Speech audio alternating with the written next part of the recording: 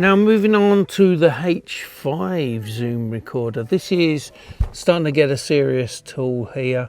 So you've got an XY pair of mics on here. It is also interchangeable with other modules.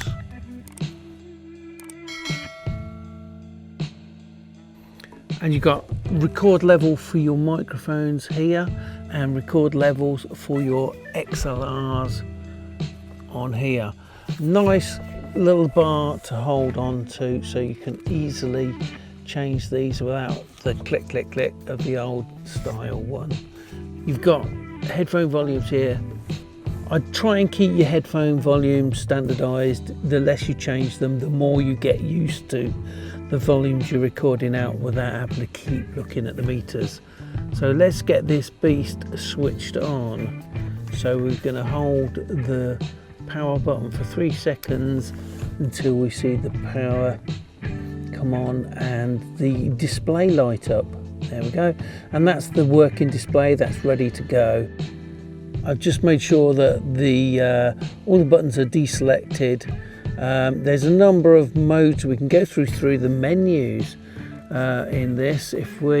First thing I would probably want to do here is to clear the memory card and set up the battery for the battery type. So I'm going to go into menu and then scroll down with the scroll wheel on the side here and find SD card, and then select the SD card and then select format.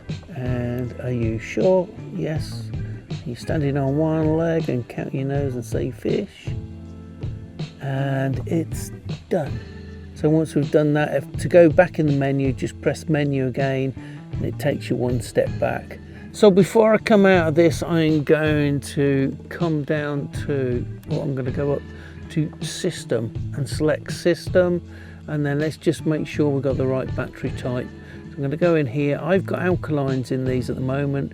If you've got rechargeables, you want nickel metal hydride. I'm going to go back to alkalines and select that. The other sort of things you might want to set in here, go to record mode.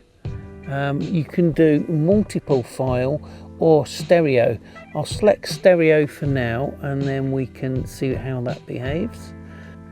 So from the normal menu, if I press menu and I want to go into the record menu, so I slide down till you find record and then select it and then record format. And at the moment this is set for 44.116.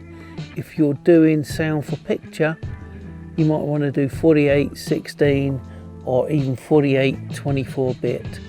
24-bit gives you a little bit more headroom, so I'm going to select that. Okay, you can also do auto record as well, or you can get it to trigger it from sound. You can get it to record for 3 seconds before you press the button, which is quite cool. I'm going to come out of the menu for this for now. Okay, so my record volumes are all done on the wheels. My headphone volume is done there, and I need to now select which channels to record on. Okay, now with that set up, I can select either the left, right, and we can see we've got these mics at the top that are active. And if we press 1 and 2, it will select the 2 XLR inputs here. They're universal XLR or jack. So if you're not familiar with those, it'll take either of those connectors. Quite a nice little clever thing. If we want to record more than the 2 tracks, we can go back into that menu. So if I go to record mode and we select multi-file, now I can select the left, right to come from there, and you can see we've got 4 tracks on the display now, and I can also select 1 or 2 or 1 and 2, so you can actually record 4 different things onto the 4 different tracks.